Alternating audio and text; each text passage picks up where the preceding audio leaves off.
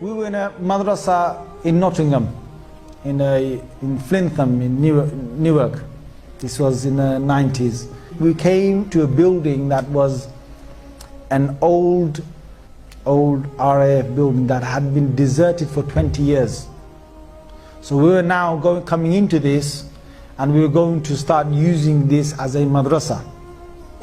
Now when we came there, one of our teachers, he said to us, because we started off living in one corner, and we're going to slowly start using the rooms till the other side of the madrasa. Now this place had 120 rooms, yeah, and it had about 3 different halls, massive. We had an east wing, a west wing, a middle sort of part, and we were in the east wing, and we were just staying just in a few rooms. We were talking about literally about 7 or 8 rooms. And teachers said, they said, don't go to the west side, of the building. I'm telling you, you know, as young people, you dare yourselves, right? Yeah. So we said, come on, let's dare to go over there, right? So we were young, and we went into the west side in broad daylight, 12 o'clock. I'm telling you, it was spooky at 12 o'clock. Forget 12 in the night. We're walking, and we were holding our arms, and we were walking together, about a good 7 or 8 of us. As we're walking, we can hear doors banging, bang, bang, creaking, things opening. You know, we just run.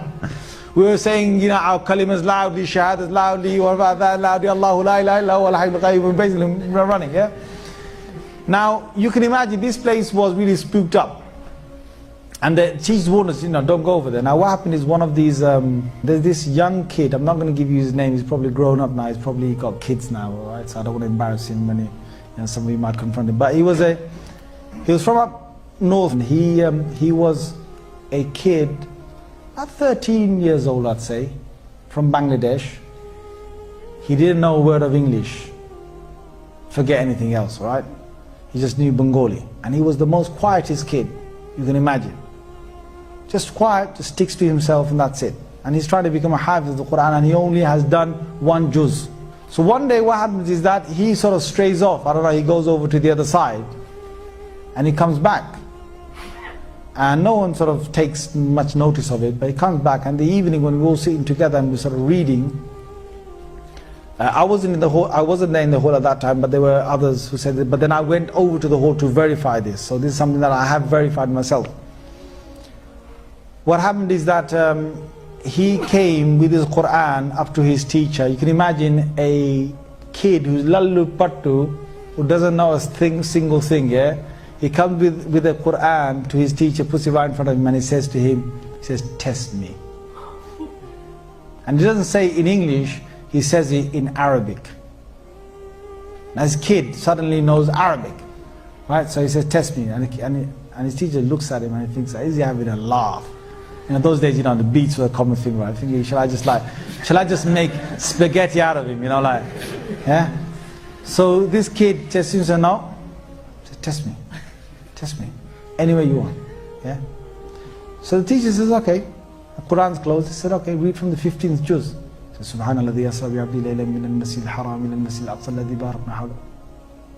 And the teacher looks at him and thinks, what is happening to this kid? So the teacher then tests him from another place, and this kid now knows the Quran, and the kid challenges the teacher in speaking Arabic, and this kid has got really good Arabic all of a sudden, right?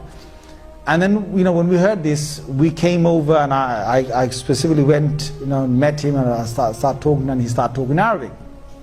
Weird. So then we thought, okay, you know, whatever has happened, miracle of God, you know. And you wait. What happens is, now this kid is acting really weird, because he goes and he gets a hair clipper and he shaves half of his head, and he leaves the other half as it is. Takes his hat off, walks down the corridor with half of his hair on one side long, and the other half is completely shaven. Now kids are freaking out. Right? So then, you know, the teacher grabs hold of him and says, well, you got to basically just shave the other half, so the shave the other half. So we've done that. Now, and he's acting all weird. He's doing things that sort of abnormal. So he then goes to bed, and okay, he's gone to bed. At about 2 in the night, all these kids, there's 6 to a room, and there's 3 bunk beds in every single room. So there's sort of 2 on every sort of bunk bed. 2 in the night, 5 of them from that room, from his room, come running down the corridor, yeah, banging on the principal's door, yeah. Jin, jin, jin, jin, jin, jin. So the principal gets up, says, "What's the matter?" Jin, jin, jin, jin, jin. And the principal comes in, and there's only one kid sleeping. It's that one kid, the one that shaved his head, right? The one that knows Arabic all of a sudden now. Yeah, he said, "What's wrong?" He said, "Nothing." So they go back. He said, go back. Puts the ball in bed, comes back. And he says, after a little while, these kids are screaming back again. Down the corridor, knocking on his door, jin, jin, jin. So he said, what is it that's happening? They go, when we go into our bed places, yep. Imagine this guy's name is Imran. I'm just making up, I'm not saying his real name, yeah? Imagine his name is Imran or something. They said that we hear all across the wall something dragging its nails or whatever it is and saying,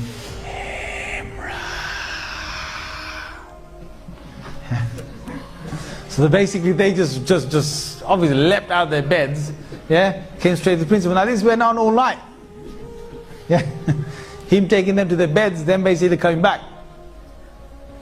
So then the morning came, and the main sort of teacher, Mullah Fadl Rahim Sahib, he called him over, and I was there serving breakfast. Now what's common is in exorcism is that you would recite something, and when you recite it, you're able to, when you recite something, some part of the Quran, then the jinn gets affected because they can't stand the Quran, and then they will like leave, or they will beg to leave. In this case, this jinn was a believing jinn, and this jinn was a hafiz of the Quran, and this jinn knew Arabic. So when the teacher was reciting something on, trying to recite something to blow on it, the jinn inside this human being was reciting the adverse ayah to break the effect of that. It was not any common jinn that was in here, and I'm sitting there watching this. So the shaykh is reciting, and this jinn is undoing whatever recitation he's doing. And it was, the shaykh said, "Inna alladhina fatanu al-mu'mina wal-musliman lam yatubu falahum adhabu jahannam wa lahum adhabu al-hariq." And this other jinn from inside will recite something else. So it's undoing whatever the shaykh was saying. So after a while, when the students sort of left the room, I asked the shaykh confirmed that this is what he's doing. And then the shaykh said that the only way to actually get rid of the influence is to take this young boy back to his hometown and to leave him there for 1 month.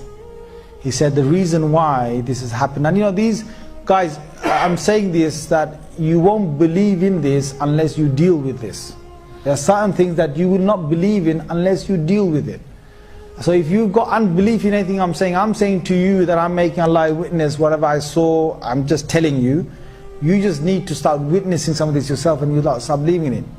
So the shaykh himself was able to witness some jinns. And he witnessed a whole group and a family of jinns that had traveled from outside and stayed in that west wing for a month. And he had this feeling that they were there only for 1 month. So he said, if this young boy goes to his hometown, then whatever jinn is, he said there's a young jinn inside him who's a hafiz of the Quran. And if he stays in his hometown, the boy stays in his hometown, then the jinn will automatically leave because his family are leaving this west wing after a month. So we took him home, and as we were taking him, my God, I was sitting next to him on his left hand side in a car. He was right in the middle. He wanted to, he was going to open the door when we were going 70 miles an hour. He reached to open the back door, the car door. And the teacher stopped him, and the teacher gave him a good shouting. And then he basically stayed there until we got to the place. We left him in his home for 1 month. After 1 month he came back, and he was the same docile kid you knew. Looked down while he walked, never knew a word of English or Arabic, and only knew 1 juz of the Quran. قل أوحي إلي أنه استمع نفر من الجن فقالوا إنا سمعنا قرآنا عجبا يهدي إلى الرشد فآمنا به ولن نشرك بربنا أحدا.